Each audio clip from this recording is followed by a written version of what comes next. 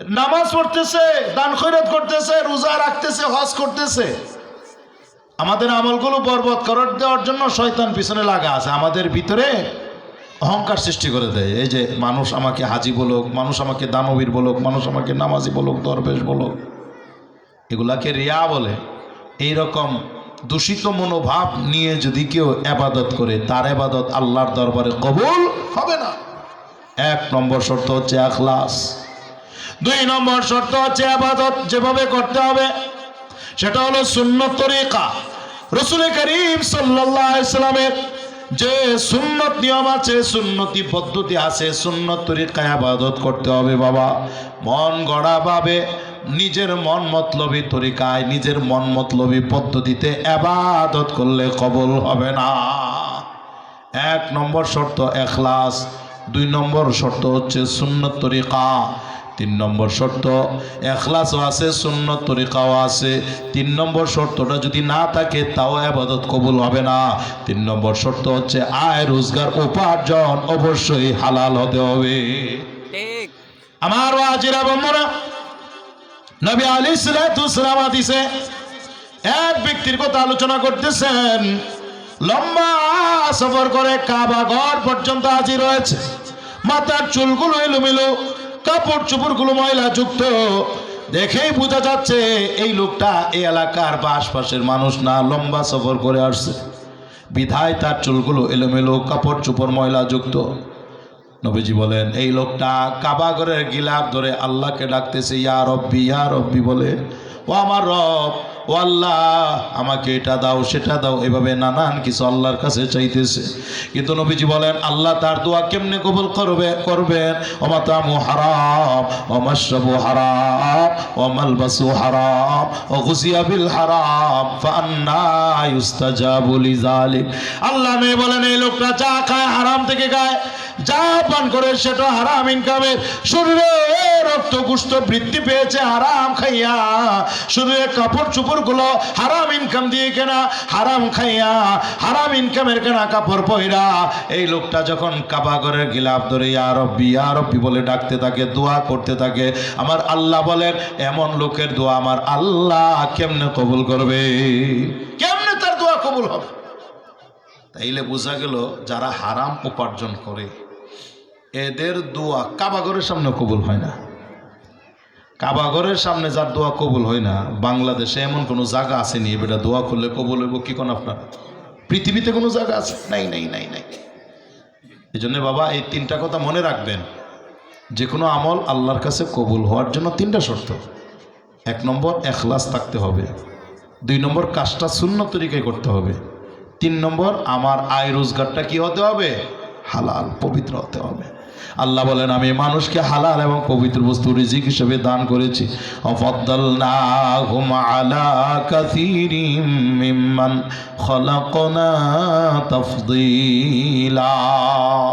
আমি যত মাখলুক সৃষ্টি করেছি এর মধ্যে মানব জাতিকে শ্রেষ্ঠত্ব দান করেছি। জোরে গন সুবহানাল্লাহ। সুবহানাল্লাহ। মুহতারাম হাজিরিন, তাহলে আশা করি কথা পরিষ্কার হয়ে গেছে। আল্লাহর দরবারে শ্রেষ্ঠ কারা? ঈমানওয়ালা যারা, আমলওয়ালা যারা, ঈমান আর আমলের গুণে গুণান্বিত যারা, তারাই হচ্ছে আল্লাহর দরবারে দামি, তারাই হচ্ছে শ্রেষ্ঠ। ঠিক কিনা বলেন? আর যারা কাফের, যারা বেদিন, যাদের মধ্যে ঈমান নাই, আমল নাই, এরা আল্লাহর দরবারে দামি হতে পারে না। আল্লাহ বলছেন এরা জানোয়ারের চেয়েও আরো বেশি নিকৃষ্ট। তাহলে কাফেরদের কথা বাদ দিলাম, এরা আল্লাহর কাছে সবচেয়ে নিকৃষ্ট, কুকুর শিয়ালের চেয়ে নিকৃষ্ট, ঈমান না থাকার কারণে। এখন ঈমান যাদের মধ্যে আছে, যেমন আমরা সবাই ঈমানদার, এই ঈমানদারের মধ্যে আবার কিছু শ্রেণী আছে। সবার মান সমান না। সবার মান কি আল্লাহর কাছে সমান? সবার মান সমান না। খেয়াল করে বুঝেন, আল্লাহ তাআলা এই মানব জাতির মধ্যে একদল মানুষকে আল্লাহ নবুয়ত এবং রিসালাতের জন্য মনোনীত করেছেন। আল্লাহ তাআলা কিছু মানুষকে নবী বানাইছেন, রসুল বানাইছেন। নবী আর রসুল কেউ নিজের যোগ্যতায় হতে পারে না, মনোনয়নটা আল্লাহ পাক দিয়ে থাকেন। আল্লাহ যাকে মনোনীত করেন তিনি নবী হন, তিনি রসুল হন। ঠিক কিনা বলেন?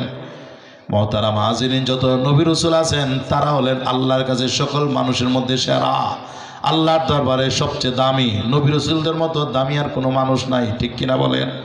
এই নবী রাসূলদের মানও সবার সমান না, সব নবীরা আল্লাহর দরবারে সমান না। সকল নবী রাসূলদের মধ্যে মনে রাখবেন, চারজন নবী সবচেয়ে বেশি দামি, সর্বশ্রেষ্ঠ তারা। চারজন রসুল তারা হলো সর্বশ্রেষ্ঠ। এই চারজনের মধ্যে আবার আমরা যেই নবীর উম্মত, আমাদের প্রাণপ্রিয় নবী বিশ্বনবী মুহাম্মদুর রাসূলুল্লাহ সাল্লাল্লাহু আলাইহি ওয়াসাল্লাম, তিনি সকল মানুষের মধ্যে শ্রেষ্ঠ, তিনি সকল নবী রসুলদের মধ্যে শ্রেষ্ঠ। এমনকি চারজন শ্রেষ্ঠ নবী আর রসুলের মধ্যে আমার নবী হচ্ছেন সর্বশ্রেষ্ঠ নবী, আমার নবী হচ্ছেন সর্বশ্রেষ্ঠ রসুল, সর্বশেষ রসুল। নবীর পরে আর কোনো নবী নাই। কি বলেন আপনারা? আমার নবীর পরে আর কোন নবী আসেনি? কোন নবী নাই। কেন? আমার নবী সর্বশ্রেষ্ঠ নবী, আমার নবী সর্বশেষ নবী। বলেন না সুবহানাল্লাহ। সুবহানাল্লাহ। এ মুসলমান মনে রাখবেন, আল্লাহ রাব্বুল আলামিন মানুষের হিদায়াতের জন্য আসমানে যত কিতাব আর গ্রন্থ নাযিল করেছেন, চারটা কিতাব সবচেয়ে বড়, সবচেয়ে বেশি দামি। এই চার কিতাবের মধ্যে এই যে আমার সামনে রাখা আছে 30 পারা কোরআন, এই আসমানি কিতাবটা সকল আসমানি গ্রন্থের মধ্যে সবচেয়ে দামি। এমনকি চারটা শ্রেষ্ঠ কিতাবের মধ্যেও এই 30 পারা কোরআন হলো সর্বশ্রেষ্ঠ কিতাব। জোরে বলেন সুবহানাল্লাহ। আমার নবীর মতো দামি কোনো নবী নাই, কোরআনের মতো দামি কোনো কিতাব নাই, ঠিক কিনা বলেন? ঠিক।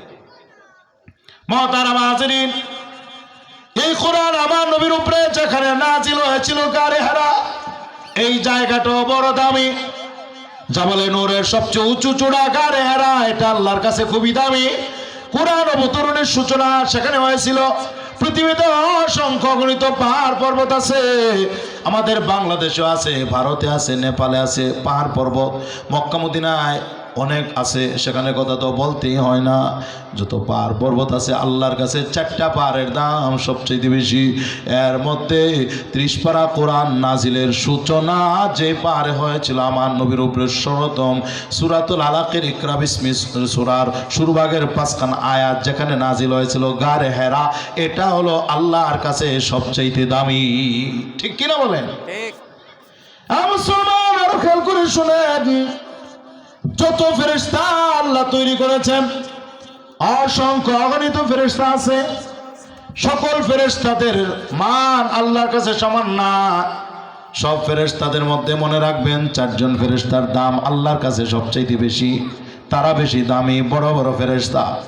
এর মধ্যে জিবরিল আমিন ফেরেশতা, তিনি আল্লাহর কাছে বেশি দামি, কারণ তিনি আল্লাহর কাছ থেকে কোরআনের ওয়াহী বহন করে আমার নবীর কাছে নিয়ে আসতেন। জুরে গন সুবহানাল্লাহ।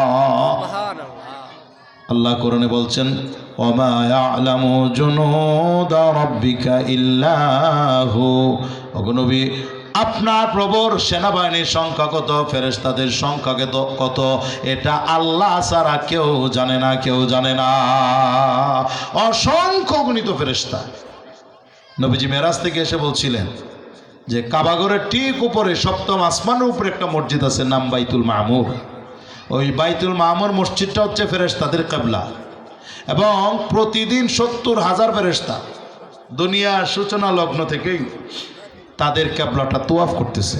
প্রতিদিন নতুন নতুন 70,000। একবার যে ফেরেশতা তোয়াফ করার সুযোগ পেয়েছে, আমার নবী বলছেন কিয়ামতের আগে দ্বিতীয়বার তোয়াফ করার সিরিয়াল পাবে না। জোরে বলুন না সুবহানাল্লাহ।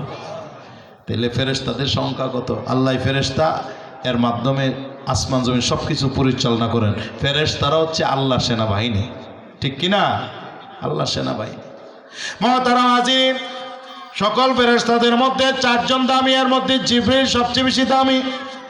ও মুসলমান, সারা বর্ষের মধ্যে যতগুলি রাত ফজিলতপূর্ণ আছে, 4টা রাত্রি আল্লাহর কাছে বেশি দামি, বেশি দামি। 4টা রাত্রির দাম সবচেয়ে বেশি। সারা বছরের 4টা রাত্রির ফজিলত সবচেয়ে বেশি। এর মধ্যে খেয়াল করেন, যে রাত্রিতে আমার আল্লাহ 30 পারা কোরআন নাজিল করেছে, লৌহে মাহফুজ থেকে আমার আল্লাহ সম্পূর্ণ 30 পারা কোরআন একসাথে রমজান মাসে প্রথম আসমানে নাজিল করেছিলেন।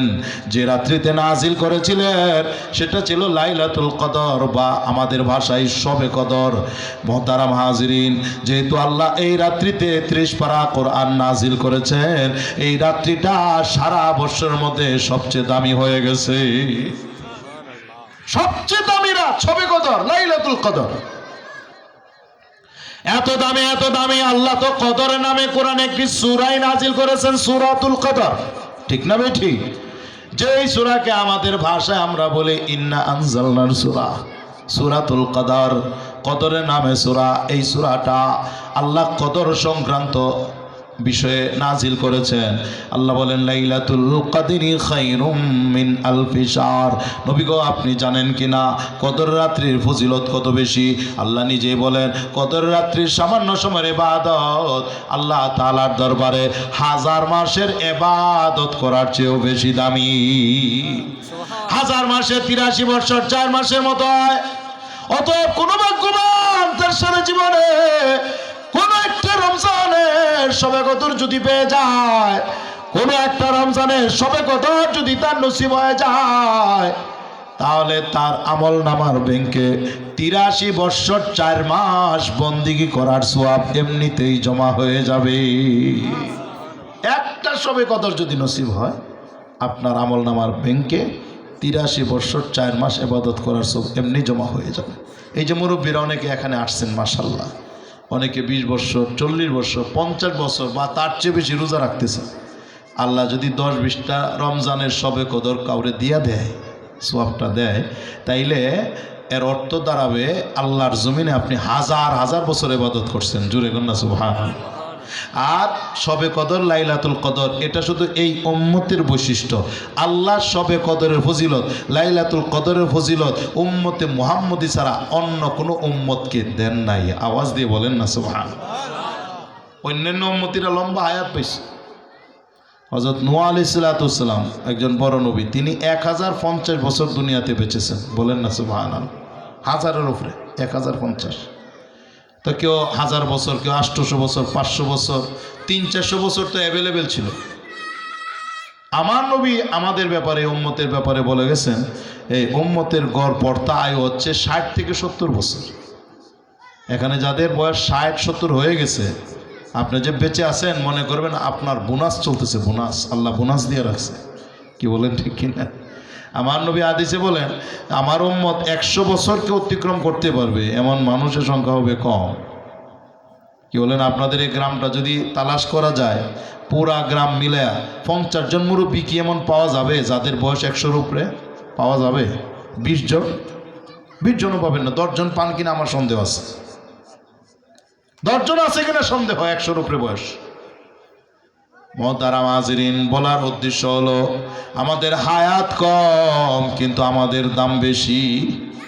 কেন দাম? আমাদের নিজস্ব কোনো কৃতিত্ব নাই। এ মুসলমান, আমাদের হায়াত 60-70 বছর। আগেকার উম্মতিরা 500-700 বছর হায়াত পাইছে, তাদের চেয়েও এই উম্মতের দাম বেশি। কেন দাম বেশি? আল্লাহ কিছু দামি জিনিস উম্মতকে দান করছেন।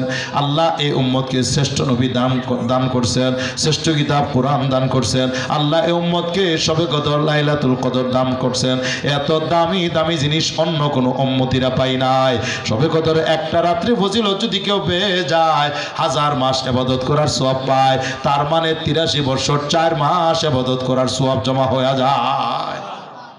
83 বছর 4 মাস তো 10-12টা শবে কদরের ফজিলত পাওয়া গেলে তো 1000 বছর ইবাদত করার সওয়াব পায়।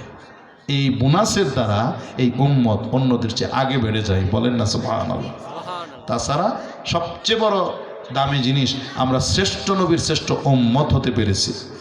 নবী যেমন দামি, এই উম্মত তেমন দামি। নবী যেমন সেরা, এই উম্মত সেরা। নবীর মতো দামি কোনো নবী নাই, এই উম্মতের মতো দামি আর কোনো উম্মত নাই। আওয়াজ দিয়ে গন সুবহানাল্লাহ। বাবা, এই যে কোরআন, 30 পারা কোরআন, কোরআনের মতো দামি কোনো কিতাব নাই। এই কোরআন যে উম্মত পাইল তাদের মতো দামি কোনো উম্মত নাই। কোরআন যেমন দামি, যে উম্মত পেয়েছে তারাও দামি। কোরআনের সাথে কোনো কিতাবের তুলনা চলে না। এই উম্মত যারা কোরআন পেয়েছে তাদের সাথেও কোনো উম্মতের তুলনা চলে না। ঠিক কিনা জোরে বলে? আমাদের দাম নবীর কারণে, আমাদের দাম কোরআনের কারণে। এই কথাটা বিদায় হজের ভাষণে নবী আলাইহিস সালাতু ওয়াস সালাম বলে গেছেন, তারাকতু ফীকুম আমরাইন লান তাদিল্লু মা তামাসসাকতুম বিহিমা কিতাবাল্লাহি ওয়া সুন্নাত রাসূলি। আল্লাহ নবী বলেন, উম্মত আমি তোমাদের মাঝে দুইটা জিনিস ছেড়ে যাচ্ছি, রেখে যাচ্ছি। এই দুই জিনিসকে যারা শক্তভাবে মজবুতির সঙ্গে আঁকড়ে ধরবে, মানে এই দুই জিনিস অনুযায়ী যারা আমল করবে মজবুতির সঙ্গে, দৃঢ়তার সঙ্গে, আমার নবী বলেন তারা কখনো গুমরা হবে না, পথচ্যুত হবে না, লাইনচ্যুত হবে না, সিরাতে মুস্তাকিম থেকে, জান্নাতের পথ থেকে কেটে পড়বে না, তারা সঠিক পথে থাকবে যারা দুইটা জিনিসকে আঁকড়িয়ে ধরবে। এই দুইটা জিনিসকে কি আল্লাহ নবী বলেছেন, কিতাবাল্লাহি ওয়া সুন্নাত রাসূলি। একটা হচ্ছে আল্লাহর কিতাব, এই 30 পারা কোরআন, আর একটা হচ্ছে নবীর সুন্নত। আল্লাহর কোরআন যারা আঁকড়ে ধরবে, কোরআন অনুযায়ী জীবন গঠন করবে, নবীর সুন্নাহ অনুযায়ী জীবনকে আলোকিত করবে, জীবন সাজাবে, আমার নবী বলেন সে কখনো গোমরা হবে না, সে হেদায়েতের উপরে থাকতে পারবে। সুবহানাল্লাহ বলে। আমাদের দুইটা জিনিস আমাদের হেদায়েতের জন্য, চলার জন্য, একটা হচ্ছে 30 পারা কোরআন, আর একটা হচ্ছে নবীর সুন্নাহ। এই দুই জিনিস যদি আমরা ধরে রাখতে পারি, আমরা এত দামি হতে পারবো, এত দামি হতে পারবো। নবীজি হাদিসে বলছেন, আমার উম্মত এই দুনিয়াতে আসছে সবার পরে, কিন্তু জান্নাতে যাবে সবার আগে। বলেন না সুবহানাল্লাহ। নবীজি হাদিসে বলেন, আমার উম্মতকে সবার পরে দুনিয়াতে পাঠানো হয়েছে, সবার পরে কোরআন তাদেরকে দেওয়া হয়েছে।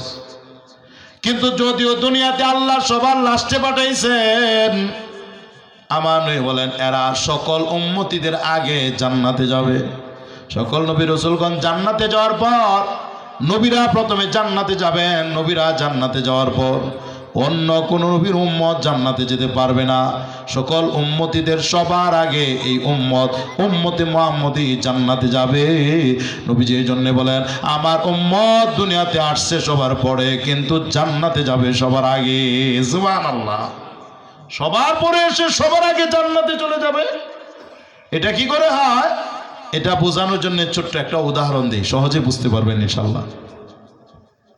আমাদের এই প্রিয় দেশ, জন্মভূমি মাতৃভূমি বাংলাদেশ, নদীমাতৃক দেশ, নদী নালা খাল বিল প্রচুর পরিমাণে আছে। দেখবেন এই নদী নালা খাল বিল পারাপারের জন্য গোদারা থাকে, ছোট্ট ছোট্ট নৌকা থাকে, নৌকার মধ্যে মাঝিও থাকে।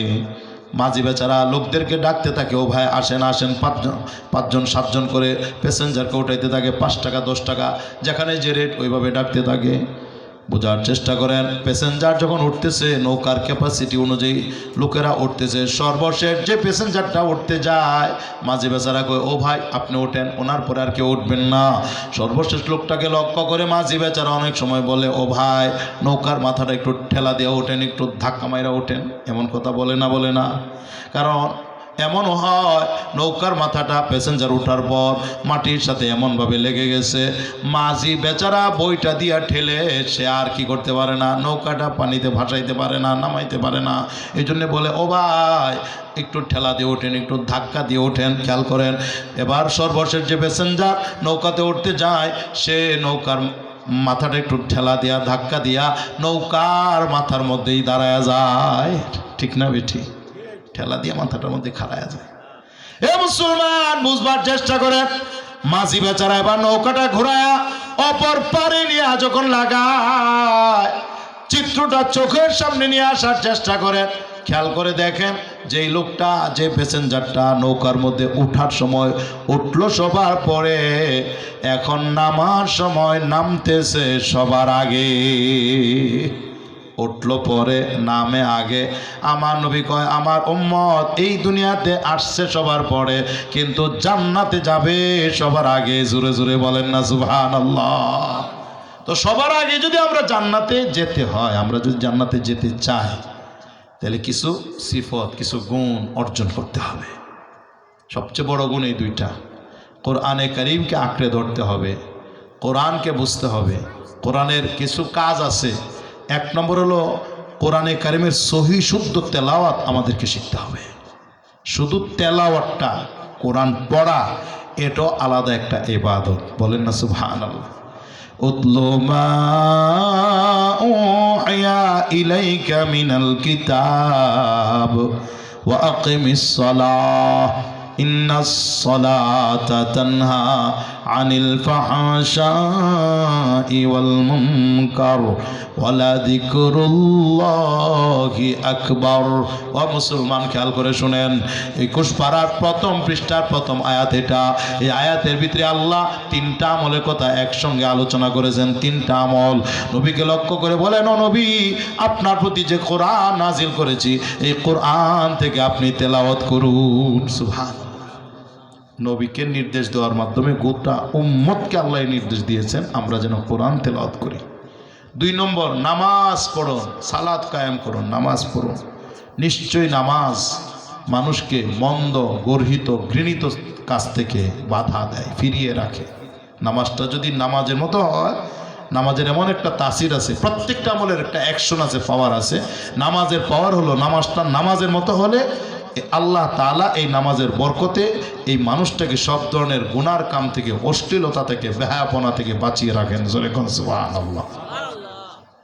2 নম্বর আমল হলো নামাজ। 3 নম্বর আমল হলো আল্লাহর জিকির। বলেন 3 নম্বর আমল কি? আল্লাহর জিকির। আল্লাহ বলতেছেন জিকির আল্লাহর একটা দামি ইবাদত। জিকির তো এমন একটা ইবাদত, সারা পৃথিবীর সমস্ত কিছু, সব মাখলুকাত আল্লাহর জিকির করে, তসবিহ পড়ে। বলেন না সুবহানাল্লাহ। তুসাব্বিহু লাহুস সামাওয়াতুস সাবউ ওয়াল আরদু ওয়া মান ফীহিন ওয়া ইন মিন শাইইন ইল্লা ইউসাব্বিহু বিহামদিহি ওয়ালাকিন লা তাফকাহুনা তাসবিহাহুম। আল্লাহ বলেন, ও দুনিয়াবাসী, 7 আসমান আল্লাহর নামের জিকির করে, তসবিহ পড়ে। 7 জমিন আল্লাহর নামের জিকির করে, তসবিহ পড়ে। আসমানের ভিতরে, জমিনের ভিতরে যত মাখলুকাত আছে, আল্লাহর সব সৃষ্টি আল্লাহর জিকির করে, তসবিহ পড়ে। আরো স্পষ্ট করে আল্লাহ বলেন, এমন কোনো মাখলুক নাই, এমন কোনো সৃষ্টি নাই যেগুলো আল্লাহর নামের তসবিহ পড়ে না, জিকির করে না। সব কিছু আল্লাহর তসবিহ পড়ে, জিকির করে। এই যে গাছ গাছালিগুলো আশপাশে আছে, দাঁড়িয়ে দাঁড়িয়ে আল্লাহর জিকির করে। পাহাড় পর্বতগুলো বসে বসে আল্লাহর জিকির করে।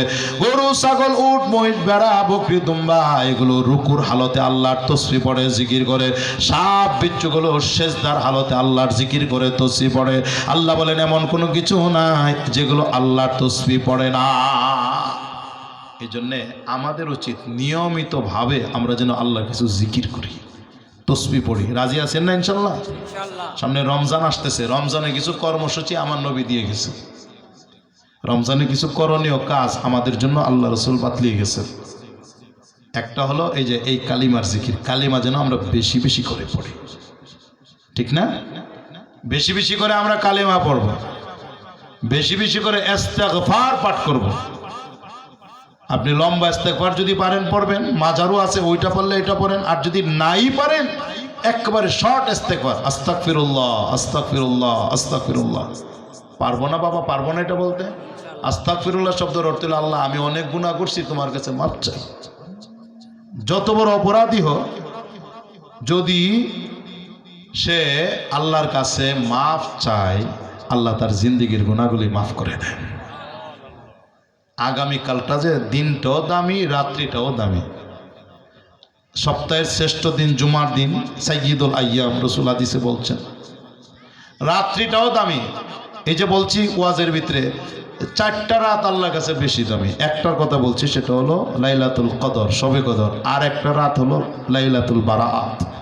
হাদিসের মধ্যে শব্দ হলো লাইলাতুল নিসফি মিন শাবান, শাবানের মধ্য রজনী। লাইলাতুল বারাত, বারাতের রাত্রি আল্লাহর কাছে বড় দামি। তো আগামীকাল এবং দিনের আমল এবং রাত্রির আমল যতগুলি আছে নফল ইবাদত, সবচেয়ে বড় দামি ইবাদত হলো আল্লাহর কাছে মাফ চাওয়া, ইস্তেগফার পাঠ করা। আমরা মাফ চাইব না আল্লাহর কাছে, সবসময় ইস্তেগফার পড়ব। এই যে 5 ওয়াক্ত নামাজ পড়ি, ফরজ নামাজের সালাম ফিরানোর পরেই 3 বার পড়বেন আস্তাগফিরুল্লাহ আস্তাগফিরুল্লাহ আস্তাগফিরুল্লাহ। নবীজি নিজেও পড়ছেন, সাহাবায়ে কেরামদেরকে পড়ার জন্য উৎসাহিত করছেন। কেন? আল্লাহর কাছে আমরা মাফ চাইবো। আল্লাহ যেভাবে নামাজ পড়ার দরকার ছিল হয় নাই, না সূরা কেরাত ঠিক আছে, না মনোযোগ ঠিক মতো আছে, নামাজের ভিতরে থাইকা কই ঘুরতেছে, মন চলে গেছে সারা পৃথিবীতে, যত দেশ সফর করছে সব ঘুরতেছে মন। কি বলেন কথা ঠিক কিনা?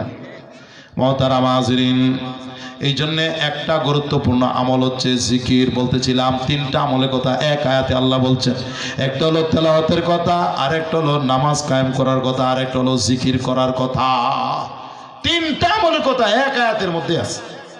প্রথম নির্দেশ হলো উতলু মা উহিয়া ইলাইকা মিনাল কিতাব। ও নবী, আপনি কোরআন থেকে তেলাওয়াত করুন। তেলাওয়াত করাটাই বড় দামি ইবাদত। নবী করিম সাল্লাল্লাহু আলাইহি সাল্লামের মহান দায়িত্ব ছিল 4টা। এর মধ্যে প্রথম দায়িত্ব, প্রথম ডিউটি ইয়াতলু আলাইহিম আয়াতি। নবী তার উম্মতকে কোরআনের তেলাওয়াত করে শোনাইতেন। জোরে কন্না সুবহানাল্লাহ। তেলাওয়াত শোনাইতেন, তেলাওয়াত শিক্ষা দিতেন নবীজি। এই কারণেই নবীজি হাদিসে বলে গেছেন, খায়রুকুম মান তাআল্লামাল কুরআনা ওয়া আল্লামা। হযরত উসমান রাদিয়াল্লাহু আনহু থেকে বর্ণিত হাদিস। নবীজি বলেন, তোমাদের মধ্যে সর্বশ্রেষ্ঠ মানুষ হলো যিনি নিজে কোরআন শিখেন এবং অন্যকে শেখান। কোরআন নিজে পড়ে অন্যকে পড়ায়, নিজে শিখে অন্যকে শেখায়। এই 2 গুণ যার মধ্যে আছে, নবীজি বলেন আমার উম্মতের মধ্যে তারা হলো শ্রেষ্ঠ। বলেন না সুবহান। কোরআনওয়ালারা আল্লাহর কাছে দামি, যারা নিজে কোরআন শিখে এবং অন্যকে শিক্ষা দেয়। নবীজি বলেন এরা হলো দামি, উম্মতের মধ্যে শ্রেষ্ঠ তারা। গোটা উম্মতই দামি, এর মধ্যে আবার কিছু ভিআইপি পার্সন আছে। আমরা সবাই নবীর উম্মত, কোরআনের অনুসারী, এই দিক থেকে আমরা সবাই দামি আল্লাহর কাছে, আমাদের দাম আছে আল্লাহর কাছে। কিন্তু এরপরও কিছু ভিআইপি পার্সন আছে। কারা? আশরাফু উম্মতি হামালাতুল কুরআনি ওয়া আসহাবুল লাইল। আল্লাহ নবী বলেন আমার উম্মতের মধ্যে ভিআইপি পার্সন শ্রেষ্ঠ হলো তারা, কোরআনের ধারক বাহক যারা, তাহাজ্জুদ গুজার যারা, যারা রাত্রিবেলায় গভীর রজনীতে বিছানা ত্যাগ করে, শয্যা ত্যাগ করে, ঠান্ডা পানি দিয়ে ওযু করে তাহাজ্জুদের নামাজে দাঁড়িয়ে যায়, লম্বা সময় দাঁড়িয়ে দাঁড়িয়ে কোরআন তেলাওয়াত করে, কোরআন পাঠ করে। আমার নবী বলেন এরাই হচ্ছে উম্মতের মধ্যে সবচেয়ে বেশি দামি। এই যে আপনাদের জামিয়া মুহাম্মদিয়া মাদ্রাসা, আজকে 3টা ছেলেকে এখানে ওলামায়ে কেরাম, দেশের শীর্ষস্থানে ওলামায়ে কেরাম পাগড়ি পরায়া দিবেন।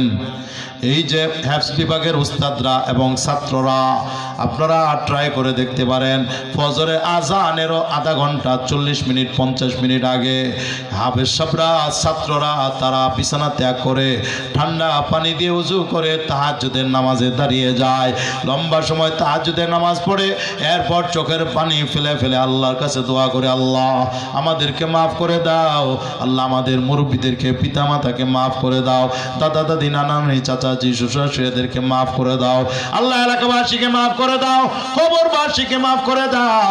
কমিটির মুরব্বীদের জন্য দোয়া করে, এলাকাবাসীর জন্য চোখের পানি ফেলে ফেলে দোয়া করে, সারা বিশ্বের উম্মতে মুসলিমার জন্য তারা দোয়া করে, ঠিক কিনা?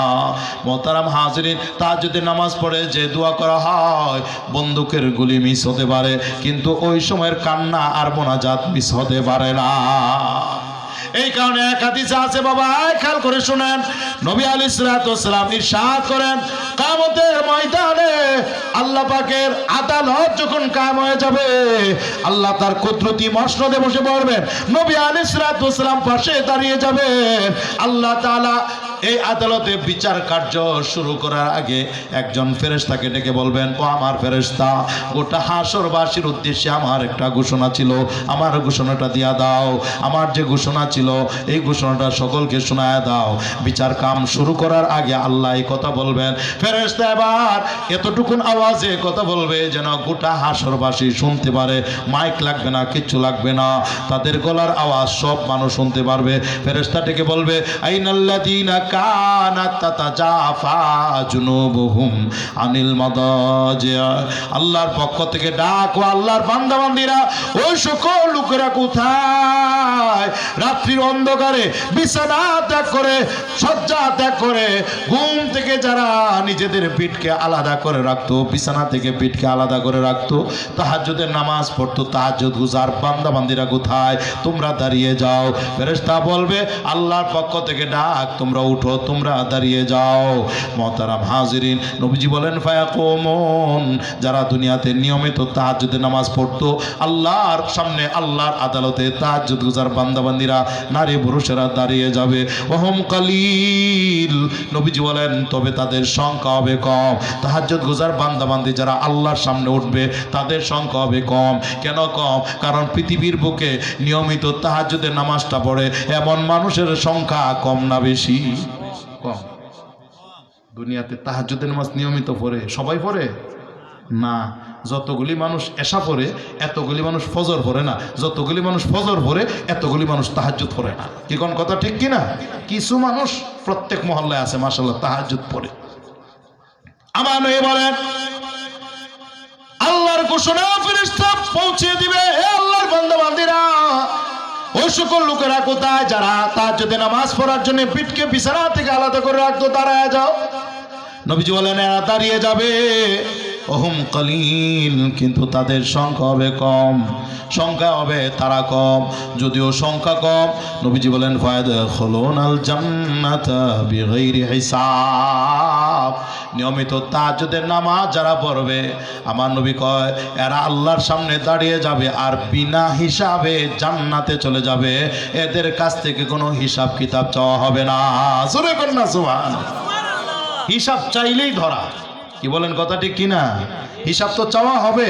সারা জীবনের হিসাব দাও তোমার সারা জীবনের মধ্যে সবচেয়ে সোনালী সময় যৌবনকাল এটার হিসাব দাও কোথায় ক্ষয় করেছো লয় করেছো হিসাব দাও সম্পদের হিসাব দাও কিভাবে উপার্জন করছো এবং কোথায় ব্যয় করছো এটারও হিসাব দাও আমলের হিসাব দাও কতটুকুন আমল করছো যতটুকুন জানাশোনা ছিল তোমার এলেম ছিল দিনের বুঝ ছিল কতটুকুন আমল করছো পাই টু পাই হিসাব দিতে হবে আমার নবী কয় 5টা প্রশ্নের জবাব না দিয়ে একটা মানুষ সেদিন একটা কদমও সামনে বাড়াইতে পারবে না কিন্তু এই হিসাবটা দেওয়া লাগবে না এক শ্রেণীর মানুষের তারা কারা নবীজি বলেন যারা নিয়মিত তাহাজ্জুদ পড়ে বলেন না সুবহানাল্লাহ নবীজি হাদিসের মধ্যে বলেন এরা বিনা হিসাবে জান্নাতে যাবে যারা নিয়মিত তাহাজ্জুদ গুজার কারণ যারা তাহাজ্জুদ পড়ে এরা আসলে 5 ওয়াক্ত নামাজও ঠিক মতো পড়ে কি বলেন কথা ঠিক না 5 ওয়াক্ত নামাজ ইহতিমামের সাথে যারা পড়ে এরা তো তাহাজ্জুদ পড়ে অতএব এরা যে কষ্ট বেশি করতেছে বিনা হিসাবে জান্নাত নবীজি বলেন এরপরে আল্লাহ হিসাব চাওয়া শুরু করবেন বাদ বাকি মানুষ থেকে এই 5টা জিনিসের হিসাব চাইবে তো আমার বলা উদ্দেশ্য হলো এই যে মাদ্রাসার তালেব ইলমরা হেলথ বিভাগের উস্তাদরা গভীর রজনীতে উঠে উঠে তাহাজ্জুদের নামাজে দাঁড়িয়ে যায় লম্বা সময় দাঁড়িয়ে দাঁড়িয়ে কোরআন তেলাওয়াত করে সবার জন্য দোয়া করে আপনাদের জন্য এলাকাবাসীর জন্য দেশবাসীর জন্য দোয়া করে মুহতারাম হাজিরিন নবীজির একটা গুরুত্বপূর্ণ আমল ছিল সারা জীবন নবীজি তাহাজ্জুদের নামাজ পড়ছেন এমনও আছে নবীজি শের জীবনে যখন বার্ধক্য উপনীত হয়েছেন কখনো একটু দাঁড়ায় কখনো বৈশা তাহাজ্জুদের নামাজ পড়ছেন তবু নামাজ ছাড়েন নাই তাহাজ্জুদের নামাজ ছাড়েন নাই মুহতারাম হাজিরিন এটা কষ্টের আমল এই কারণে সওয়াবও বেশি নবীজি বলেন যারা কোরআনওয়ালা যারা তাহাজ্জুদ গুজার তাহাজ্জুদের নামাজে বেশি বেশি করে কোরআন পড়ে এরা হলো উম্মতের মধ্যে ভিআইপি পারসন উম্মতের মধ্যে তারা দামি নবী বলে যারা নিজেরা কোরআন পড়ে অন্যকে কোরআন শিক্ষা দেয় এরা হলো সবচাইতে বেশি দামি কোরআনের একটা হক তেলাওয়াত করা সামনে রমজান মাস আসতেছে রমজান মাসের পরিচয় আল্লাহ দিয়েছেন রমজান মাস হচ্ছে কোরআন নাজিলের মাস বলেন রমজান মাস কিসের মাস কোরআন নাজিলের মাস এই মাসে আল্লাহ কোরআন নাজিল করেছেন রমজানের এত দাম শুধুমাত্র কোরআনের কারণে বাকি 11 মাসের দাম নাই কারণ ওই 11 মাসে কোরআন নাজিল হয় নাই রমজানে নাজিল হয়েছে রমজানের দাম বেড়ে গেছে কতটুকু বাড়ছে আমার নবী কয় রমজান মাসে ছোট্ট একটা নফল আমল যদি কেউ করে অন্য মাসে একটা ফরজ ইবাদত করার সওয়াব পায় রমজানে যদি কেউ একটা ফরজ আমল করে ফরজ ইবাদত করে অন্য মাসে 70টা ফরজ ইবাদত করার সওয়াব পায় জোরে কর না সুবহানাল্লাহ এই জন্য রমজানের এত বড় ফজিলত শাহরু রমাদান আল্লাযী উনজিলা ফীহিল কুরআন কোরআনের কারণে দামি রমজান মাস এমন মাস যে মাসে কোরআন নাজিল করা হয়েছে যেহেতু রমজান মাস কোরআন নাজিলের মাস আমাদের উচিত রমজান মাসটা কোরআন নিয়ে ব্যস্ত থাকা কিন্তু আমরা অনেকেই পারি না। আমাদের মাযহাবের ইমামে আজম আবু হানিফা রাহমাতুল্লাহ আলাইহি প্রত্যেক রমজান মাসে, খেয়াল করেন, প্রত্যেক রমজান মাসে তিনি কোরআনে কারীম 61 বার খতম করতেন। জোরে কন্যা সুবহান। কতবার? 61 বার। 30 দিনে 30 খতম, 30 রাত্রে 30 খতম, তারাবির ভিতরে 1 খতম, এভাবে 61 বার কোরআন খতম করেছেন এক এক রমজানে। কিন্তু আফসোসের ব্যাপার হলো এখানে অনেক মুরব্বী থাকতে পারে যাদের বয়স 61-র উপরে, এই 61 বছরে জীবনেও এক কান কোরআন খতম করে দেখে না। আছে না? বহু মুরব্বী আছে বহু জায়গায়, 60-এর উপরে বয়স, 61-র উপরে বয়স, সারা জীবনে একখান খতম করে দেখে নাই। সেটা বিরাট কঠিন মনে করতেছে। আসলে ওনাকে ওনার বাপ মা শিক্ষা দেয় নাই, ভুলটা ওই জায়গায় হয়েছে। তো ভুল আপনার জীবনে আমার জীবনে হয়েছে, আমার আপনার ছেলে মেয়েদের ব্যাপারে এই ভুলটা তো হতে পারে না। এই জন্য আমি অনুরোধ করব, নিজেও কোরআন তেলাওয়াত শিখেন এবং বিবি বাচ্চা ছেলে মেয়ে সকলকে কোরআন তেলাওয়াত শিক্ষা দেন, বাচ্চাদেরকে কোরআনের তেলাওয়াত শিক্ষা দেন। রমজান মাসে বিশেষ করে বেশি বেশি করে যেন কোরআন তেলাওয়াত হয়। উলামা হযরত বলছেন কোরআনের 2টা হক, সারা বছরে কোরআন 2 বার খতম করা কোরআনের হক। এর মধ্যে একটা হলো রমজানে 1 খতম, আর পুরা 11 মাসে 1 খতম, বছরে 2 বার কোরআন তেলাওয়াত করে শেষ করা কোরআনের হক। এটা মুহতারাম হাজিরিন, কোরআন তেলাওয়াত করলে অনেক সওয়াব।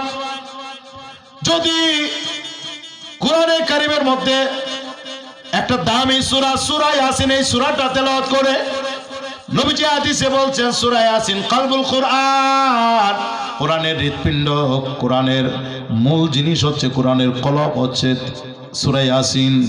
এই সূরা ইয়াসিন যদি সহি শুদ্ধভাবে একবার কেউ তেলাওয়াত করে, আমার নবী হাদিসে বলছেন আল্লাহ রাব্বুল আলামিন তার আমলনামায় কোরআনে কারীম 10 বার খতম করার সওয়াব দান করবেন। কেউ যদি শুরু থেকে শেষ পর্যন্ত শেষ করে খতম করে, এটার তো কোনো তুলনা নাই। কষ্ট যত বেশি সওয়াব তত বেশি। কিন্তু আমরা তো কমজোর, আমরা দুর্বল, আল্লাহ এটা জানেন। এই জন্য বোনাস দিচ্ছেন। ওই যে সবে কথা, একটা পায়া গেলে 1000 মাস, মানে 83 বছর 4 মাস ইবাদত করা সব এমনি পাওয়া যায়। এইভাবে একবার যদি সূরা ইয়াসিন পাঠ করে, আল্লাহ পাক তার আমলনামায় 10 বার খতম করার সওয়াব দান করেন। কেউ যদি সূরাতুল ফাতিহা সহি শুদ্ধভাবে তেলাওয়াত করে, একবার যদি সূরাতুল ফাতিহা তেলাওয়াত করে, আমার নবী বলেন সম্পূর্ণ কোরআনের 3 ভাগের 2 ভাগ, কোরআন হলো 30 পারা, 3 ভাগের 2 ভাগ হলো 20 পারা। কেউ যদি কোরআনে কারীমের থেকে সূরা ফাতিহা আলহামদুলিল্লাহ সূরাটা সহি শুদ্ধভাবে পড়ে, আমার আল্লাহ তার আমল নামায় 20 পারা তেলাওয়াত করার সওয়াব দান করবে। এমনি হবে কোরআনের প্রথম সূরা হলো সূরাতুল ফাতিহা।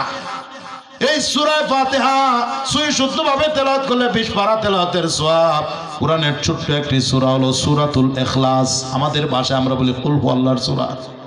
সূরাতুল ইখলাস যদি কেউ সহি শুদ্ধভাবে তেলাওয়াত করে, সুলুসুল কোরআন, কোরআনের 3 ভাগের 1 ভাগ, মানে আমার আল্লাহ 10 পারা তেলাওয়াতের সওয়াব দান করবে। এত ফজিলত, এত ফজিলত। আপনি ডায়াবেটিসের রোগী, পরামর্শ দিয়ে আপনি সকালবেলায় যে হাঁটতে যান, বিকালবেলায় হাঁটতে যান, জবানের মধ্যে সূরাতুল ইখলাস রাখেন। আপনি 100 বার 200 বার যে কয়শো বার পারেন ডেইলি সূরাতুল ইখলাস পড়েন। আমার নবী বলছেন কেউ যদি এভাবে পড়ে, আল্লাহ জান্নাতের মধ্যে সুন্দর অট্টালিকার মালিক তাকে বানায় দিবেন। জোরে কোন সুবহানাল্লাহ। সূরাতুল ইখলাস তেলাওয়াত করুন। 1 নম্বর কাজ হচ্ছে কোরআন তেলাওয়াত করা। 2 নম্বর কাজ তেলাওয়াত শিক্ষা করার পরে তেলাওয়াত বোঝার চেষ্টা করা। আল্লাহ কি বলেছেন, আপনি যদি সবটুকু নাও পারেন, অন্তত সূরা ফাতিহা এবং যে কয়টা সূরা আপনি নামাজে পড়েন, এই তেলাওয়াত করার সময় আপনি খেয়াল করবেন আমার আল্লাহ কি বলতেছেন, এটার আলাদা একটা স্বাদ পাওয়া যাবে। 1 নম্বর কাজ তেলাওয়াত শিক্ষা করা। 2 নম্বর কাজ আল্লাহ কি বলতেছেন সেটা বোঝার চেষ্টা করা। কোরআনে কারীমের মধ্যে আল্লাহ কতগুলো বিষয় করণীয়, কতগুলো বিষয় বর্জনীয়, এইসব বিষয়ে আলোচনা করেছেন। করণীয় বিষয়গুলো করতে হবে, বর্জনীয় বিষয়গুলো বর্জন করতে হবে। তেলাওয়াত করে করে বোঝার চেষ্টা করা, অনুবাদ বোঝার চেষ্টা করা, অর্থ বোঝার চেষ্টা করা 2 নম্বর কাজ। 3 নম্বর কাজ যা বুঝলেন সহি শুদ্ধভাবে, নিজে যদি না বুঝেন হক্কানি ওলামায়ে কেরামের দ্বারস্থ হবেন, শরণাপন্ন হবেন, আলেমদের কাছ থেকে ব্যাখ্যা জেনে নেবেন। নিজের মন গড়া ব্রেন একটা আসলো আর এটাই চালায় দিবেন না। মন গড়াভাবে কোরআনে ব্যাখ্যা করা যায় না, আলেমের দ্বারস্থ হবেন বোঝার জন্য। তো 3 নম্বর কাজ যা বুঝলেন সে অনুযায়ী আমল করা, আমল করা কোরআনের হক। 4 নম্বর কাজ, শুধু নিজে আমল করলে হবে না, কোরআনের এই কথাগুলোর দাওয়াত মানুষের কাছে পৌঁছিয়ে দেওয়া। এই 4টা কাজ আমাদের, এই কাজগুলো করতে হবে মোহতারাম হাজিরিন। যদি করতে পারি আমরা দামি হয়ে যাব, কোরআনওয়ালা হয়ে যাব। নবীজি বলছেন কিয়ামতের ময়দানে কোন নবী, কোন ওলি, কোন আলেম এত সুপারিশ করতে পারবে না। কোরআনওয়ালাদের জন্য যত সুপারিশ করবে, সবচেয়ে বেশি মানুষ যে জিনিসের মাধ্যমে সুপারিশ পারবে, উম্মত গুনাহগার সবচেয়ে বেশি যার দ্বারা উপকৃত হবে সেটা হলো 30 পারা কোরআন। মানুষ যখন মারা যায়, লোকটা যদি কোরআনওয়ালা হয়ে থাকে গো, নবীজি বলেন কবরে রাখার সাথে সাথে তার মাথার পাশে কোরআন চলে আসে। জোরে গন সুবহানাল্লাহ। আযাবের ফেরেশতা যদি আযাব নিয়ে আসে, কোরআন বাধা দিয়ে বলে না না, তাকে আযাব দেওয়া যাবে না, লোকটা কোরআন প্রেমিক ছিল। চিল্লায় কন্যা সুবহানাল্লাহ। এই জন্য আমরা কোরআনওয়ালা হয়ে যাই, কোরআন প্রেমিক হয়ে যায়। কোরআন সবচেয়ে বেশি মানুষকে সুপারিশ করবে, বিভিন্ন জিনিস সুপারিশ হবে, সুপারিশ করবে। আলেম ওলামারা সুপারিশ করবে, হাফেজ যারা এরা সুপারিশ করবে। এই যে আপনাদের মাদ্রাসা থেকে এবার এই বাগানের ফুল, 3টা ফুল মাথায় পাগড়ি নিয়ে বেরোতে যাচ্ছে। আমার নবী হাদিসে আলোচনা করেছেন, বাবা খেয়াল করেন, একটা ছেলে যদি কোরআনের হাফেজ হয়ে যায়, তার দ্বারা 3 শ্রেণীর মানুষ লাভবান হয়। 1 নম্বর, যে ছেলেটা কোরআনের হাফেজ হলো সে নিজে লাভবান হবে। কতটুকু লাভবান? আল্লাহ কিয়ামতের দিন ডেকে বলবেন, কোরআনওয়ালাকে আল্লাহ ডেকে বলবেন, ইকরা ওয়ারতাকি ওয়ারাতিল কামা কুনতা তুরাতিলু ফিদ দুনিয়া ফা ইন্না মানজিলাতাকা ইনদা আখিরি আয়াতিন তাকরাউহা। ও কোরআনওয়ালা, পড়তে থাকো, চড়তে থাকো, পড়তে থাকো আর উপরে উঠতে থাকো। দুনিয়াতে ধীরে ধীরে সুন্দর করে যেভাবে কোরআন পড়তে, এখনো তুমি পড়ো আর চড়ো, পড়ো আর উপরে উঠো। তোমার পড়া যেখানে শেষ হবে জান্নাতে ওখানে হবে তোমার ঠিকানা। এই কারণে হাফেজ আলেমরা জান্নাতের উঁচু জায়গায় থাকবে। কতটুকু উঁচু? অন্য হাদিসে আছে, নবীজি বলেন সকল নবী রাসূলগণ জান্নাতের সবচেয়ে উঁচু স্তরে অবস্থান করবেন, সবচেয়ে উপরের তলায় নবী রাসূলগণ থাকবেন। নবী রাসূলদের 1 তলা নিচে, 1 সিঁড়ি নিচে, 1 ধাপ নিচে হাফেজ আলেমরা অবস্থান করবেন। জোরে গন সুবহানাল্লাহ। হাফেজ আলেম তারা তো নবী না, নায়েবে নবী, তারা ওয়ারাসাতুল আম্বিয়া, নবী রাসূলগণের ওয়ারিস। এই জন্য সবচেয়ে উপরে আল্লাহ নবী রাসূলদেরকে রাখবেন, নবী রাসূলদের 1 তলা নিচেই রাখবেন হাফেজদেরকে, আলেমদেরকে। একটু জোরে সবাই বলেন না সুবহানাল্লাহ। তাহলে হাফেজ যারা, কোরআনওয়ালা যারা, আলেম ওলামা যারা, সেদিন তারা লাভবান হবে। 2 নম্বর, এই হাফেজ আলেমদের আব্বা আম্মা তারা বড় লাভবান হবে। তারা যারা লাইনে শিক্ষিত বানাতে পারত, কিন্তু কোরআনের ইজ্জত রক্ষার জন্য কোরআনের হাফেজ বানাইছে। আমার নবী বলেন এই কারণে আল্লাহ তাআলা তাকে স্পেশাল মর্যাদা দিবেন। হাফেজের আব্বা আম্মাকে, কোরআনওয়ালার আব্বা আম্মাকে স্বর্ণের চেয়ারে বসায় মাথায় নূরের মুকুট পরায়া দিবেন। জোরে জোরে গন সুবহানাল্লাহ। দুনিয়াতে আলেম ওলামারা হাফেজদের মাথায় পাগড়ি পরায়া দেয়, আর এই হাফেজ আলেমদের আব্বা আম্মার মাথায় স্বয়ং আল্লাহ কুদরতি হাত দিয়ে নূরের মুকুট পরিয়ে দিবে। বাপ মা বড় লাভবান হবে সেদিন কোরআনের বদৌলতে। 1 নম্বর, কোরআনওয়ালারা লাভবান হবে। 2 নম্বর, কোরআনওয়ালাদের হাফেজ আলেমদের আব্বা আম্মা সেদিন বড় লাভবান হবে। 3 নম্বর, হাদিস শরীফে আল্লাহ নবী বলেন কোরআনওয়ালাকে আল্লাহ সেদিন ডেকে বলবেন, ও কোরআনওয়ালা, তুমি শুধু একলা জান্নাতে যাইবা, এটা কি করে হয়? আমি আল্লাহ তোমাকে অথরিটি দিলাম, পাওয়ার দিলাম, সুযোগ দিলাম, তোমাকে ক্ষমতা দিলাম। হ্যাঁ, যদি তোমাকে এমন ক্ষমতা দিলাম, তোমার মন মতো, তোমার ইচ্ছা মতো এমন 10 জনকে সুপারিশ করে তুমি জান্নাতে নিয়ে যাও, যাদের জন্য জাহান্নাম ওয়াজিব হয়ে গেছে। জাহান্নাম ওয়াজিব হয়ে গেছে, জাহান্নামের ফয়সালা হয়ে গেছে, জাহান্নামের টিকিট পেয়ে গেছে, এখনো জাহান্নামে যায় নাই, জাহান্নামের সিদ্ধান্ত এদের ব্যাপারে হয়ে গেছে। আমার নবী কোরআনওয়ালাকে বলবেন, যাও যাও, কারে কারে পছন্দ হয় তোমার মন মতো, তোমার ইচ্ছা মতো, যাদেরকে ইচ্ছা সুপারিশ করে করে তুমি আল্লাহর জান্নাতে নিয়ে যাও। একজন হাফেজ কোরআন আমল যদি ভালো হয়, হালালকে হালাল জেনে, হারামকে হারাম জেনে আমল করে, এমন আমলওয়ালা হাফেজ কোরআন কমপক্ষে 10 জন জাহান্নামীকে সুপারিশ করে আল্লাহর জান্নাতে নিয়ে যাবে। আমি কি কথাগুলি বানায় বলতেছি না হাদিস থেকে বলতেছি? তাইলে বিশ্বাস করা দরকার না? তাইলে মনে করেন 3 জন ছাত্র এবার হাফেজ হয়েছে, আপনারা এদেরকে পাগড়ি দিবেন। 3 জনের দ্বারা আল্লাহ যদি কবুল করে 3 দোষে 30 জনের মাফের একটা ব্যবস্থা হয়েছে, ঠিক না বাবা? আগামীতে যদি আল্লাহ আরো 2 জন বাড়ায় দেয়, 5 জন হয়, তাহলে 5 দোষে 50 জনের একটা মাফের ব্যবস্থা হবে। এইভাবে আপনারা যদি সমর্থন করেন, সহযোগিতা করেন, সন্তান দেন, সম্পদ দেন, তাহলে একটা সময় দেখা যাবে যে 10 জন ছাত্র এখান থেকে এক বছরে বের হচ্ছে। অনেক জায়গায় অনেক বেশি বের হইতেছে। গত বছর আমার মাদ্রাসা আমি পাগড়ি দিলাম 41 জন হাফেজকে, 41 জন হাফেজকে আমার মাদ্রাসা আমি পাগড়ি দিলাম। তো আপনারা যদি 10 জনেরও একটা ব্যবস্থা করেন, এক বছর 10 জন, তাহলে 100 জনের একটা মাফের ব্যবস্থা হইলো। আর মাদ্রাসাটা যদি আল্লাহ কিয়ামত পর্যন্ত কবুল করে, ধরেন 50 বছর, তাহলে কত হাজার মানুষের একটা মাফের ব্যবস্থা হয়ে গেল গা। আমার তো মনে হয় আমরা যদি এই প্রতিষ্ঠানের সাথে যুক্ত হয়ে যায়, কোরআনের সাথে যুক্ত হয়ে যাই, তাহলে ইনশাআল্লাহ এই কোরআনই আমার আপনার নাজাতের একটা উসিলা হবে, ঠিক কি না জোরে বলেন? মুহতারাম হাজিরিন, তো যে আয়াত পড়েছিলাম, আল্লাহ তাআলা কোরআনের কিছু বৈশিষ্ট্যের কথা এখানে আল্লাহ আলোচনা করেছেন। আল্লাহ বলেন, ইয়া আইয়ুহান নাস قد جاءتكم موعظة من ربكم وشفاء لما في الصدور وهدى ورحمة للمؤمنين।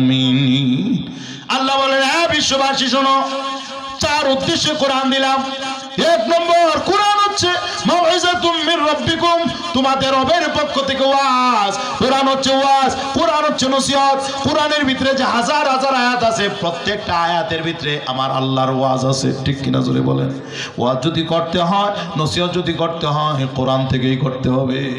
কিন্তু আমাদের তো রুচি নষ্ট হয়ে গেছে। ও হুজুরে 1 ঘন্টা 1.5 ঘন্টা ওয়াজ করলে একটা কিচ্ছু কইল না, এটাই খাইছি আমরা। দেন আমি একটা কিচ্ছা কইতে পারলাম না, এই ওয়াজ কিন্তু ভালো লাগে না। আর যদি ফাতেমা ওই কানো ধরে টান মারতাম, ও একটা ওয়াজ যে করছে, জীবনে শুনছি না। আরে কি কয়, জীবনে শুনছেন না? তাহলে এটা কোরআন হাদিসের ওয়াজ হলো কেমনে? কোরআন হাদিসের ওয়াজ হলে 1450 বছর যাবত এটা আলোচনা হইতেছে, কথা বলেন ঠিক কিনা? রুচিটা একটু ঠিক করেন বাবা, রাগ করেন না। মানুষ বলে, মুরব্বীরা কয়, বালা খাওন অল্প খাওন বালা, জোরে কোন ঠিক কিনা? কোরআনের কথা শুনবো আমরা, হ্যাঁ, ব্যাখ্যার জন্য আমরা হাদিসে যাব। মুহতারাম হাজিরিন, আল্লাহ বলেন কোরআন দিলাম। 1 নম্বর, কোরআন হচ্ছে ওয়াজ, কোরআন হচ্ছে নসিহত, উপদেশ। সমগ্র কোরআনে আমাদের জন্য নসিহত আর উপদেশ আছে না নাই? 2 নম্বর, ওয়াশিফাউল লিমা ফিস সুদূর, মানুষের দিলের ভিতরে যত খারাপ স্বভাব আছে এইগুলো দূর করার নিরাময় হচ্ছে 30 পারা কোরআন। কোরআন হচ্ছে শিফা। মানুষের মধ্যে দেখবেন জানোয়ারের যে খাসলত, ওই যে শুরুতে বলছি না যে এরা হচ্ছে জানোয়ারের মতো, আল্লাহ বলছেন। কেন বলছেন? স্বভাবের দিক দিয়ে জানোয়ারের মতো। রাগ করতেছেন আপনারা? মানুষের মধ্যে প্রাণীদের খাসলত আর স্বভাব আছে। কুকুরের মতো হিংসা, কাকের মতো লোভাতুর নজর, বাঘের মতো হিংস্রতা, সাপের মতো বিষাক্ততা, বেজির মতো সূক্ষ্মকার সুপি, বানরের মতো ইত্রামি, তেলাপোকার মতো গোপনে কাটা, শকুনের মতো সেনদৃষ্টি, ইত্যাদি ইত্যাদি প্রাণীদের যে স্বভাব, এই স্বভাবগুলি অনেক মানুষের মধ্যে আছে। কুত্তার স্বভাব, শিয়ালের স্বভাব মানুষের ভিতরে আছে, কাউয়ার স্বভাব মানুষের ভিতরে আছে, আছে না নাই? এগুলো দূর করার মেডিসিন হলো 30 পারা কোরআন, শিফা। শারীরিকভাবে অসুস্থ হলে আপনারা যান ফার্মেসিতে, ডাক্তারের কাছে। আর আমাদের এই আত্মার দিক দিয়ে আমরা যখন অসুস্থ হয়ে যাই, মাদ্রাসাগুলো, ওলামায়ে কেরাম, এরা রুহানি ডাক্তার, এটা রুহানি হসপিটাল। কোরআনের মাধ্যমে আমার আত্মার রোগের চিকিৎসা হতে পারে, ঠিক কিনা জোরে বলেন? শুধু আত্মার না, শারীরিক রোগেরও ওষুধ।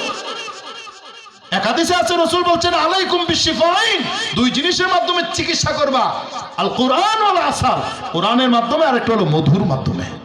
কোরআন তেলাওয়াত করবা আর মধু খাইবা, আল্লাহ সুস্থ রাখবেন। 2 জিনিসের মাধ্যমে চিকিৎসা করানোর কথা। তাইলে প্রাণীদের যে স্বভাব মানুষের ভিতরে আছে, এগুলো দূর করার জন্য সবচেয়ে বড় প্রেসক্রিপশন আর মেডিসিন হচ্ছে 30 পারা কোরআন। ওয়াহুদা ওয়া রাহমাতুল লিল মুমিনিন, কোরআন হচ্ছে হেদায়েত। কোরআনের ভিতরে মানুষের জন্য হেদায়েত আছে না নাই? আলিফ লাম মিম যালিকাল কিতাবু লা রাইবা ফীহি হুদাল লিল মুত্তাকিন। এখানে আল্লাহ বলছেন হুদাল লিল মুত্তাকিন, কোরআন হচ্ছে মুত্তাকি পরহেজগারদের জন্য হেদায়েত। বলেন না সুবহানাল্লাহ। অন্য জায়গায় আল্লাহ বলছেন হুদাল লিন নাস, সমগ্র মানব মণ্ডলীর জন্য কোরআন হচ্ছে হেদায়েত। ঠিক না বেটি? আরে নবীর জমানা থেকে অদ্যাবধি আল্লাহ অনেককে ইমানের জন্য কবুল করছেন কোরআনের দ্বারা, কোরআনের মাধ্যমে। কোরআনের তেলাওয়াত শুধু শুনছে, কালিমা পড়ে মুসলমান হয়ে গেছে। কোরআনের ভিতরে এমন একটা আকর্ষণ আছে না নাই জোরে কও? মক্কার কাফেররা যখন নবীজির নবুয়তের চর্চা হইতেছে, মুসলমানরা দিন দিন বাড়তেছে, চিন্তা করতেছে সামনে হজের মৌসুম, এখন তো সারা পৃথিবী থেকে লোকজন আসবে, মুহাম্মদ যে নামি দামি গুণে গুণান্বিত মানুষ, গুণী মানুষ, তার এই কোরআনের আকর্ষণ যদি মানুষেরা জেনে ফেলে, সারা পৃথিবীতে ভক্তবৃন্দ ছড়িয়ে পড়বে, ইমানদার মুসলমানরা ছড়িয়ে পড়বে, তাইলে তো তাদের ঠেলা সামলানো কঠিন হয়ে যাবে। এখন শুধু ভক্তবৃন্দ মক্কায় আছে, অন্য রাষ্ট্রে নাই। কাজেই আমাদের একটা কাজ করতে হবে। নেতারা সিদ্ধান্ত নিল, রাস্তার মুড়ে মুড়ে মক্কায় ঢোকার যত প্রবেশ পথ আছে, গেট আছে, আমরা নেতারা দাঁড়িয়ে যাব, যারাই আসবে এদেরকে মেসেজ দিব যে মক্কা একটা পাগল আছে নাম মুহাম্মদ, জুরেও তার কাছে, ভুলেও তার কাছে যাও না। জোরে কোন নাউজুবিল্লাহ। গ্রুপ গ্রুপ করে নেতারা দাঁড়িয়ে গেছে। যখনই কোনো কাফেলা আসে, ভিনদেশি মানুষ আছে, কই যাও? হজ করতে আইছি। ভালো কথা, মক্কায় যাও, কিন্তু ওখানে একটা পাগল আছে নাম মুহাম্মদ, ভুলেও তার কাছে যাও না। জোরে কোন না নাউজুবিল্লাহ। এই ভুল মেসেজ দিতেছে।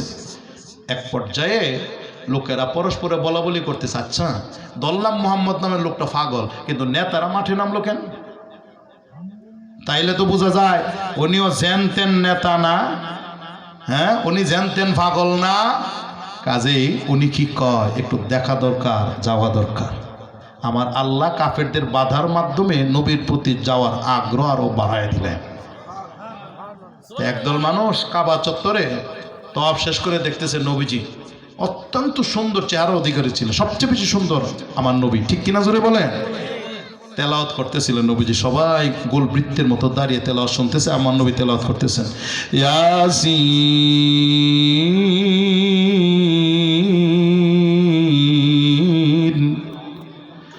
ওয়াল কুরআনিল হাকীম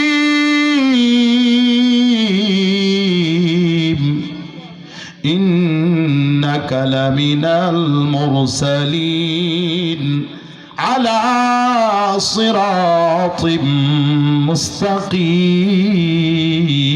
আল্লাহু আকবার বলে। নবীজির তেলাওয়াত শুনে অনেক কাফের কালিমা পড়ে মুসলমান হয়ে গেছে। জোরে কান সুবহানাল্লাহ। এত সুন্দর কথা, এটা মানুষের কথা হতে পারে না। এত সুন্দর চেহারা, সুবহানাল্লাহ, মিথ্যাবাদী মানুষের হতে পারে না। কথা শেষ। হযরত আসছেন। আমি বলতেছি, 1 নম্বর কোরআন হচ্ছে ওয়াজ, 2 নম্বর কোরআন হচ্ছে শিফা, 3 নম্বর কোরআন হচ্ছে হেদায়েত। আল্লাহ হেদায়েতের পাওয়ার আর নূর এটার মধ্যে রাখছেন। 4 নম্বর ও রাহমাতুল লিল মুমিনিন, কোরআন ইমানদারদের জন্য রহমত। আয় খেয়াল করেন, যার সিনায় কোরআন আছে তার উপরে আল্লাহর রহমত। যেই বাড়িতে কোরআনে কারীম আছে, তেলাওয়াত হয় সঠিকভাবে, সহিভাবে, সেই বাড়িতে আল্লাহর রহমত আছে। যে সমাজে কোরআন আছে, কোরআনে কারীমের প্রতিষ্ঠান আছে, ওই প্রতিষ্ঠানের উপরে আল্লাহর রহমত আছে। ঠিক কিনা জোরে বলেন? গ্রামবাসীর উপরে আল্লাহর রহমত আছে।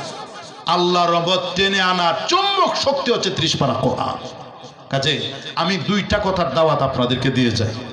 একটা হলো, আপনারা আদরের সন্তানকে এই প্রতিষ্ঠানে দিবেন। একটা মুসলমান সন্তানের জন্য কোরআনের শিক্ষা থেকে বঞ্চিত না হয়। যদি কোরআনের শিক্ষাটা দিয়া এরপরে আপনি অন্য কিছু বানান, আমার আপত্তি নাই। ডাক্তার, ইঞ্জিনিয়ার, ব্যারিস্টার, বৈজ্ঞানিক, বৈমানিক যা মন লয় বানান। কোরআনের শিক্ষাটা দিয়া যদি আপনি ইঞ্জিনিয়ার বানায় ফেলেন, আমার বিশ্বাস এমন কোরআনওয়ালা ইঞ্জিনিয়ার জীবনেও রডের বদলায় বাঁশ দিত না। কি কোন কথা ঠিক কিনা? বাংলাদেশে বাইরে লইছে, রডের বদলে কি দিয়ালায়? বাঁশ দিয়ালে। কেন? কোরআনের আলো তার সিনাই নাই, আল্লাহ খোদার ভয় নাই। 1 নম্বর, সন্তানদেরকে কোরআন শিক্ষা দিবেন। 2 নম্বর, এই প্রতিষ্ঠানটা আমি বলে যাচ্ছি, এটা সরকারি না, তবে দরকারি। কি বলেন বাবা? এই প্রতিষ্ঠান সরকারি না দরকারি? দরকার আছে না বাবা? এই জন্য যেহেতু প্রতিষ্ঠান দরকার, তো কিছু কিছু সামিল হয়ে যাবেন মাদ্রাসায়। মাদ্রাসারও কিছু জরুরত আছে আপনাদের কাছে। আপনারা সাধ্য অনুযায়ী দান খয়রাত করে যাবেন ইনশাল্লাহ। সন্তান দিবেন, সম্পদ দিবেন, এই উদাত্ত আহ্বান রেখে আপনাদের সবার কাছে, হযরত ওলার কাছে দোয়া কামনা করে আমি এখানে শেষ করছি। ওয়া আখিরু দাওয়ানা আনিল হামদুলিল্লাহি রাব্বিল আলামিন ওয়াসসালাতু ওয়াসসালামু আলা সাইয়্যিদিল মুরসালিন। আসসালামু আলাইকুম ওয়া রাহমাতুল্লাহি ওয়া বারাকাতুহু।